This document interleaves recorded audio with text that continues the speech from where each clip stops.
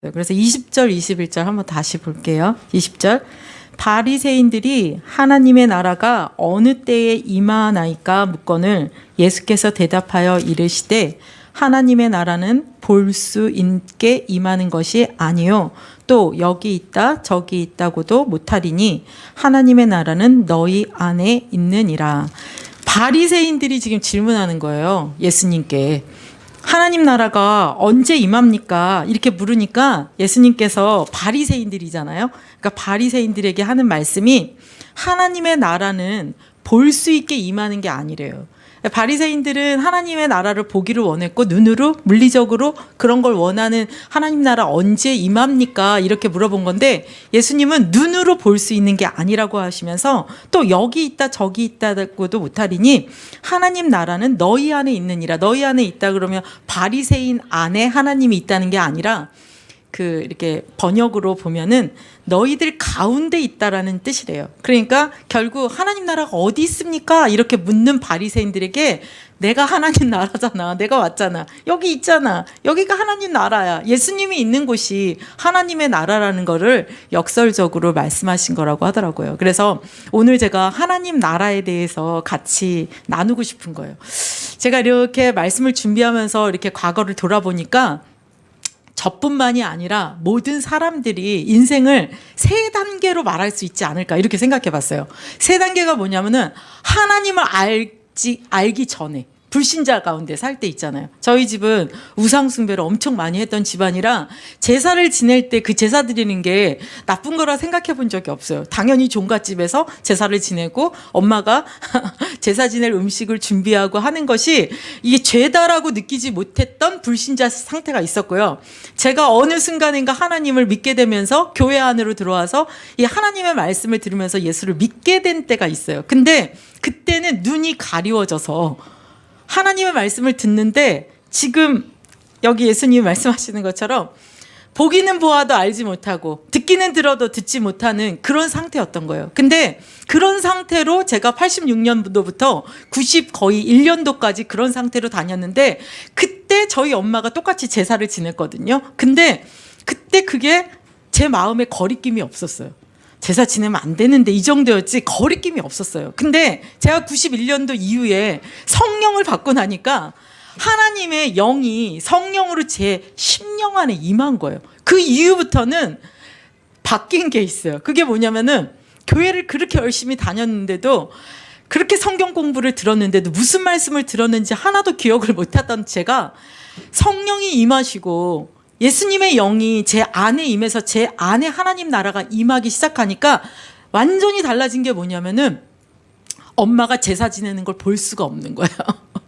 이렇게 특징적으로 말한다면 그런 거예요. 그래서 아니 하나님께 예배 드려야 되는데 우리 가문을 멸망시킨 저 악한 영이 우상 숭배를 받는 실질적으로 올바르게 보이는 거예요. 그 상태가. 그래서 우리 가정이 제사를 지내지만 그 제사는 누구에게 하는 것이다? 귀신에게 하는 것이다. 진짜 조상님들에게 하는 것이 아니다라고 어린 눈이지만 제 청년의 시기에 그거를 보게 되어진 거예요. 그래서 제 마음에서 부모와는 싸울 수가 없잖아요. 그래서 한 것이 뭐였냐면 영적 싸움을 시작한 거예요. 너희들은 우리 엄마 아빠 우리 조상들이 잘 모르니까 와서 제사 지내고 여러 가지 우리 부모의 인생을 사주팔자 운명으로 이끌지만 이제 나는 알았어. 하나님께서 예수님을 보내서 일하신 일이 무엇인지 이제 알았어. 이제는 나는 이것을 가지고 내가 싸울 거야. 이러면서 우리 엄마 아빠는 열심히 제사상을 차리고요. 저는 문 앞에서 딱 이렇게 하고 영적인 어둠의 권세 너희들은 우리 집에 올 수 없어. 우리 집에 엄마 아빠는 무지하여서 제사를 드린다 할지언정 너희들이 이것을 받을 수는 없어 하면서 영적인 권세를 가지고 싸우기 시작한 것 같아요. 그러면서 실제 이전에는 교회를 가도 가마 감동이 없었는데 이 하나님의 나라가 제 심령에 임하고 나니까 뭐가 달라졌냐면 정말 하나님 앞에 예배 드려야 된다라는 게 제 깨달아지기 시작한 거예요. 그러니까 그때부터는 사람 앞에 드리는 게 아니라 정말 여러분들한테 부끄러운데 제가 교회 다니는 한 4, 5년 동안요. 다 우상숭배 집안이었잖아요. 그래서 신기하게 목사님하고 똑같아요. 성가대 자리에 앉아 있었거든요. 근데 찬송가 하고 저희가 성가대니까 이렇게 특성을 하잖아요. 그때까지 신나게 찬양을 해요. 근데 목사님이 딱 여기 서서 설교하기 시작하면 그때부터 자는 거예요. 그런데 헌금 돌 때 찬양하잖아요. 그럼 그때 눈이 딱 떠져요. 그래서 맨날 창피해서 이 성가대를 그만둬야 되겠다. 왜냐하면 옛날에는 성가대가 이쪽에 있었잖아요. 그러면 성도님들이 이렇게 있는데 성가대가 이렇게 있는데 여기서 졸고 있으니 보이겠어요? 안 보이겠어요?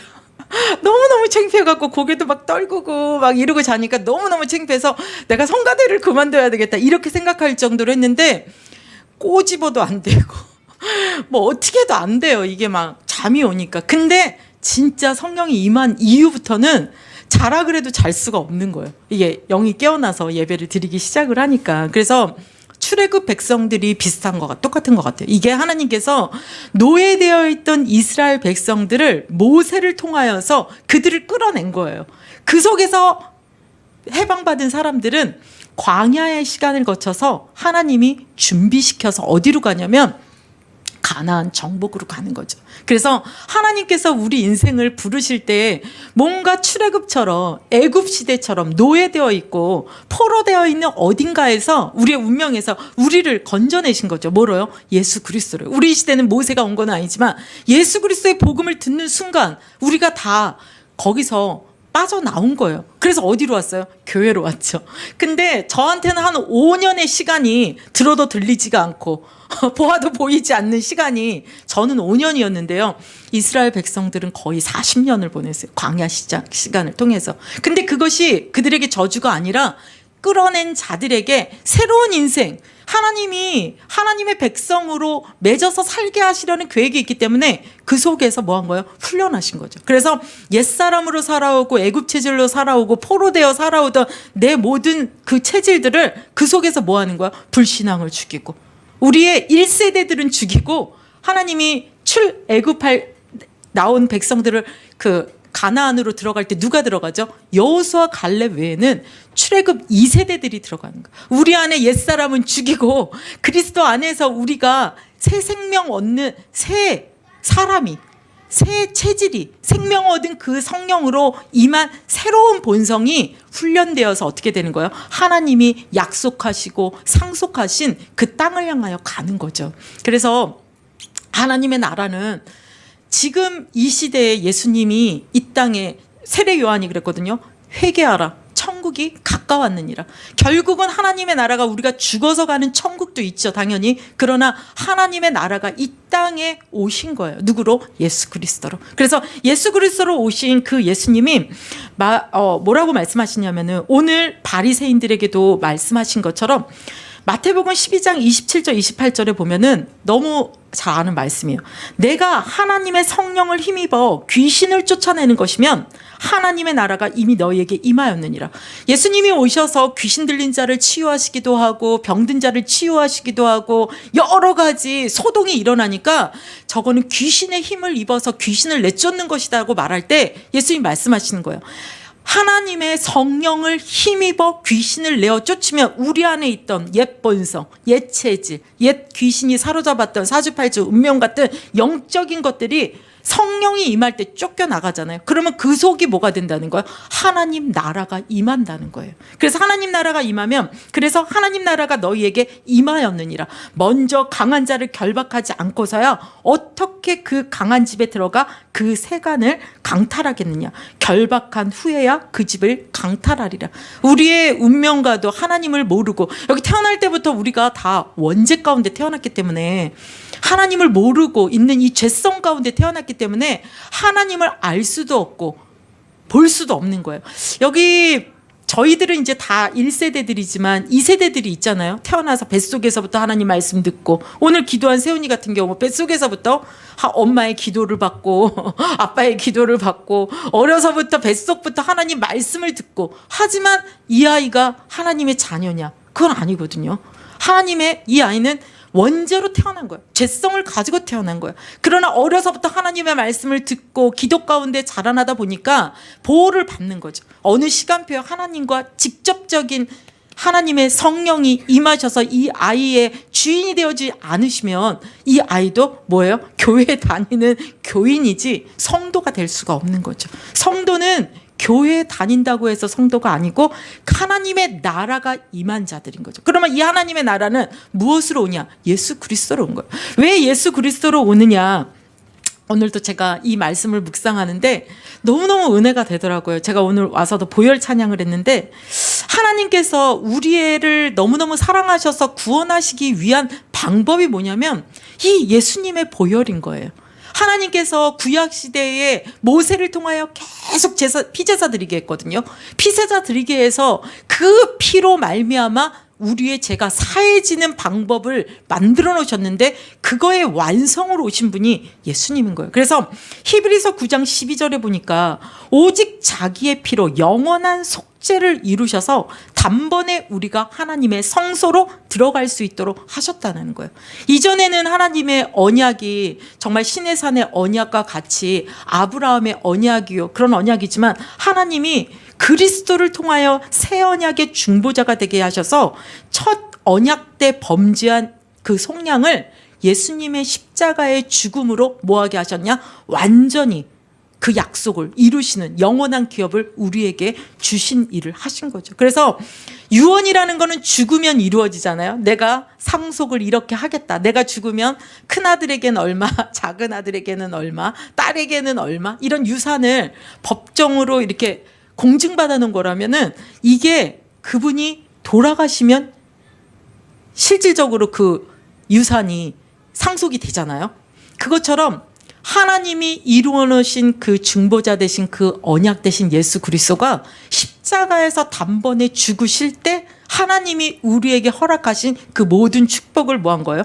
다 이루시게 된 거죠. 왜냐? 주님의 죽음으로. 그러나 죽음으로 끝나지 않고 예수님이 살리시고 지금 보좌 우편에 계시면서 오늘 일부 말씀처럼 더 좋은 것을 보내시겠다. 그게 뭐예요? 예수님의 영이신 성령님이죠. 그래서 우리가 그 성령이 우리에게 임하시면 우리 속에 하나님 나라가 임한 거예요. 선한목자교회도 하나님의 임재 가운데 있는 교회지만 사실은 우리 2부 때 찬양하려고 하는데 우리가 움직이는 교회인 거예요. 우리가 하나님의 성전인 거예요. 그럼 하나님의 성전은 무엇을 하는 곳인가요?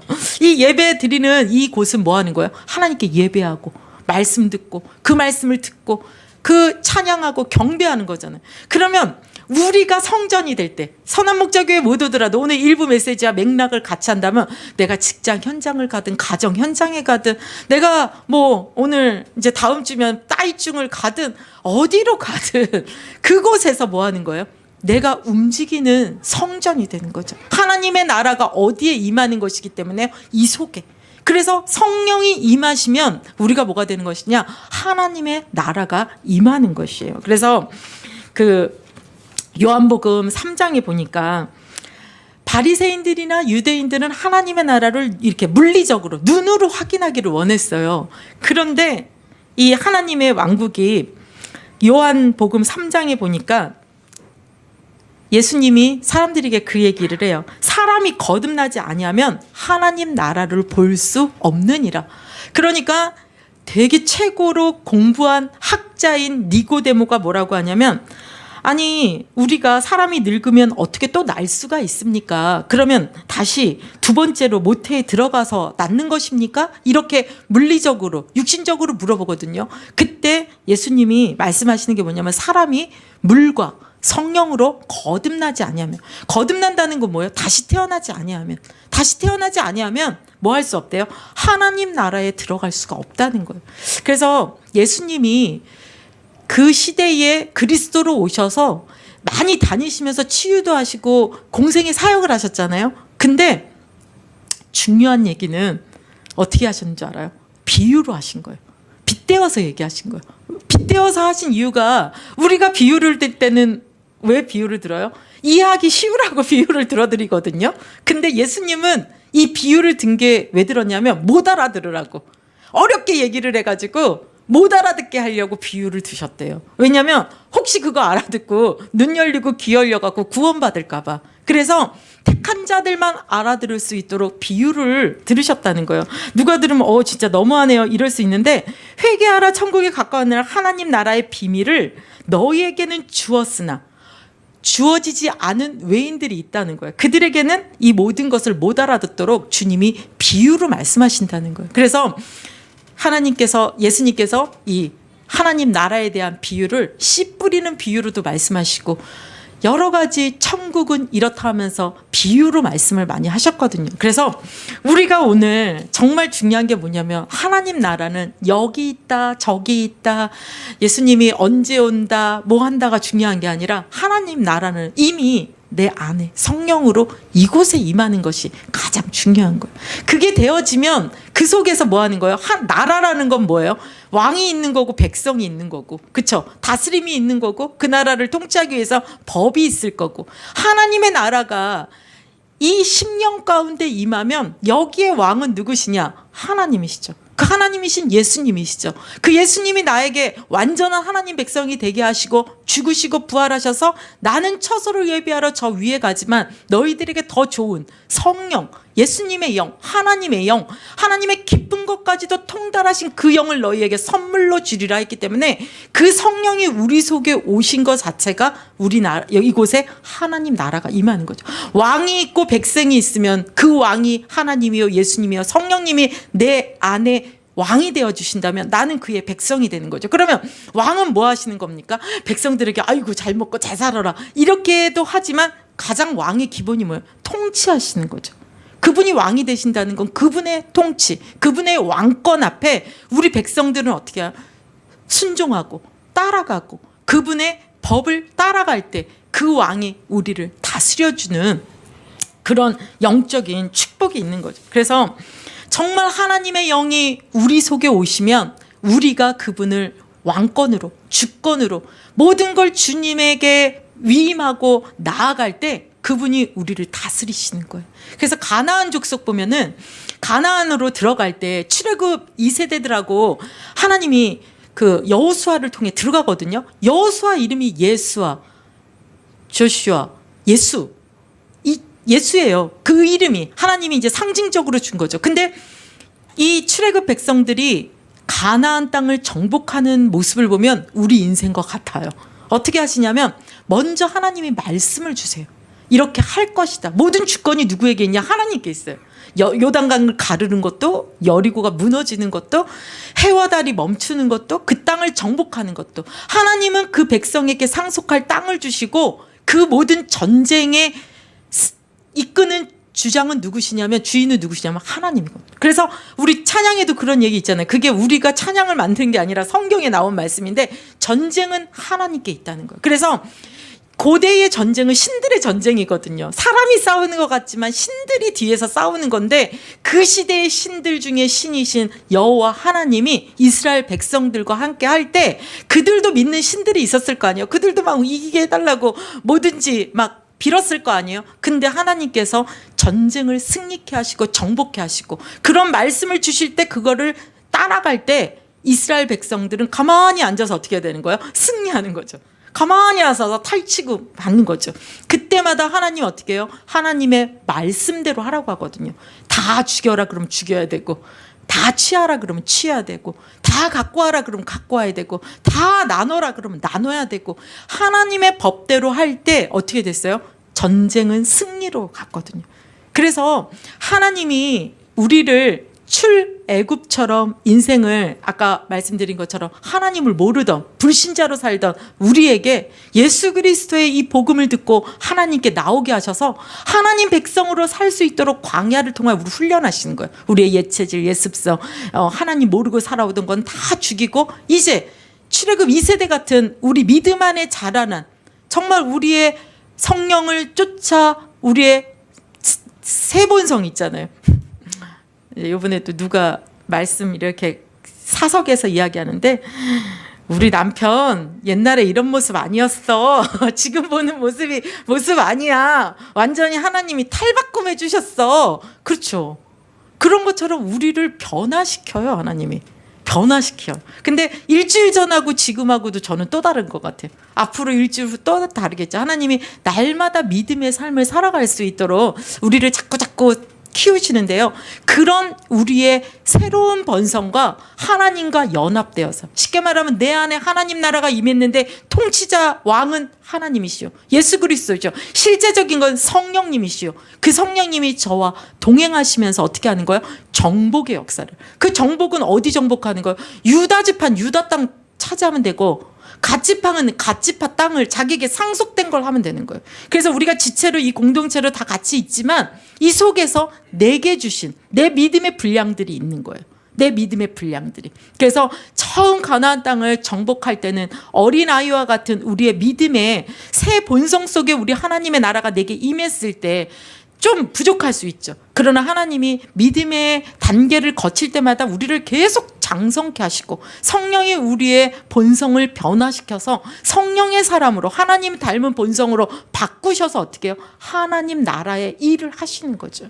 그래서 하나님 나라가 우리 안에 임한 자들은 어찌 보면 굉장히 편한 인생이에요. 어찌 보면은 뭐 노력도 안 하나 열심도 안 내냐 이럴 수 있는데요. 가장 중요한 게 성령님이 우리의 마음을 다스리시기 때문에 가장 중요한 게 뭐냐면 그분이 제 생각과 마음을 주장해 주신다는 거예요. 이게 얼마나 축복이냐면요. 제가 오늘 아침에도 예배드리러 올 때 굉장히 심란한 일이 있었어요. 피곤한.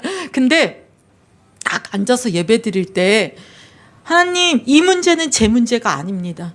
저는 예배 가운데 임하겠습니다. 오늘 가장 중요한 저의 중요한 사항은 예배입니다. 모든 것 주님만 바라봅니다 할 때요. 정말 문제가 없어진 게 아닌데 제 마음에 제일 먼저 오는 게 뭔지 아세요? 하나님이 함께 하시는 거기 때문에 평강과 임재가 딱 자리를 잡으니까 은혜가 쏟아지는 거예요. 그러면서 아침에 일어나서 제가 묵상했던 이 예수의 보혈의 능력이 믿어지는 거예요. 그 은혜가 또 제게 더 은혜가 내려오는 거예요. 그러니까 가장 갈급한 심령으로 여러분들도 많으셨지만 제가 이 자리에서 가장 갈급한 심령으로 저 오늘 은혜 안 받으면 안 돼요 주님 하면 갈급한 심령으로 예배드렸거든요. 근데 제 마음이 제게 문제가 없어진 게 아니에요. 근데 하나님께서 제 마음속에 누가 들으면 또 하나님 음성 듣냐 그럴 수 있겠지만 진짜 하나님 주시는 말씀이 뭐냐면은 그 문제에 대해서 아무 걱정을 하지 마라. 내가 너와 함께한다. 내가 그들의 생각과 마음을 주장해 주실 것이다. 내가 만지면 변한다. 이런 마음들을 주실 때 아무 진짜 걱정이 안 되는 거예요. 그럼 하나님 나라가 임하면요. 하나님의 통치가 임하면 그 밑에 순종하고 사는 우리에게는 하나님의 은혜가 임하는 거예요. 선악을 알게 하는 나무를 먹지 말라. 왜 그러냐면은 악을 알지 못하기를 원했어요. 하나님이. 선만 알기를. 좋은 것만 알기를. 정말 좋은 것으로 하나님의 형상으로만 살기를 원했는데 악을 아는 그 악의 존재가 우리가 악을 알도록 해서 우리는 악을 알게 되었어요. 그렇기 때문에 우리의 본성은 자꾸 악으로 죄로 끌고 가는 게 있지만 우리가 기억해야 될 새 언약은 뭐냐? 예수 그리스도 여자의 후손이 와서 뱀의 머리를 상하게 함으로 우리가 하나님께 담대히 나가고 하나님의 통치 가운데 다시 들어와서 원래 에덴 동산과 같은 영적인 축복 가운데 우리가 들어왔다는 사실을 기억해야 돼요. 그래서 우리에게 악은 알지만 이 악을 이길 수 있는 이 죄를 이길 수 있는 보혈의 능력이 날마다 덮어주시잖아요. 날마다 깨끗하게, 날마다 정결하게 우리가 어떤 상황 속에서 갔다 할지라도 하나님의 통치가 이루어지는 이 10년 가운데에서 모든 것을 이끌 수 있는 건 십자가 보혈의 능력이고 그래서 하나님과 사이를 화평케 하고 인간과 인간 사이를 화평케 하시는 하나님의 그 능력 되시는 그리스도가 우리 안에 딱 중심되어 있으면 어디가 하나님 나라라고요? 이곳이 하나님 나라인 거예요. 그래서 내가 걸어다니는 하나님의 나라요. 내가 이제 걸어다니는 하나님 나라가 믿음의 장성에 따라 뭐 하는 거예요? 정복의 역사가 일어나는 거예요. 본인들에게 주신 상속이 있습니다. 내게 주신 기업이 있어요. 하나님은 반드시 기업을 주셨어요. 그 기업이 내 자녀이든 내 가정이든 내 직장이든 내게 어떤 달란트로 인한 어떤 사명이든 하나님 다 기업을 주셨습니다. 근데 그 나라의 왕이 하나님, 천지 만물, 우주 만물을 통치하시는 하나님의 섭리 경륜 가운데 내 속에서 나를 통해 이루시려고 하는 일들이기 때문에 우리는 누구만 바라보면 돼요?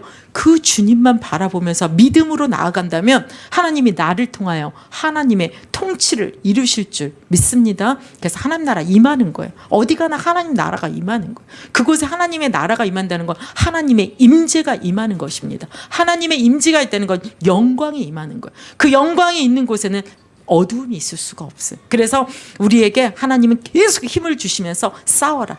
믿음의 싸움을 싸워라. 믿음으로 네 마음을 지켜내라. 내가 할 것이다 믿음으로 바라보도록 우리를 계속 이끌어 가시는 줄 믿습니다. 그래서 아직 믿음의 단계가 어리신 분도 있어요. 그러나 하나님은 목표가 있어요. 소원이 있어요. 뭐냐면 장성에 이르게 하시려고. 그래서 우리가 믿음으로 순종하며 나아가면 결국 하나님이 우리를 장성되게 하셔서 하나님 나라의 귀한 일꾼들로 마음껏 사용하실 줄 믿습니다. 그러다 천국 가시는 겁니다. 기도하겠습니다.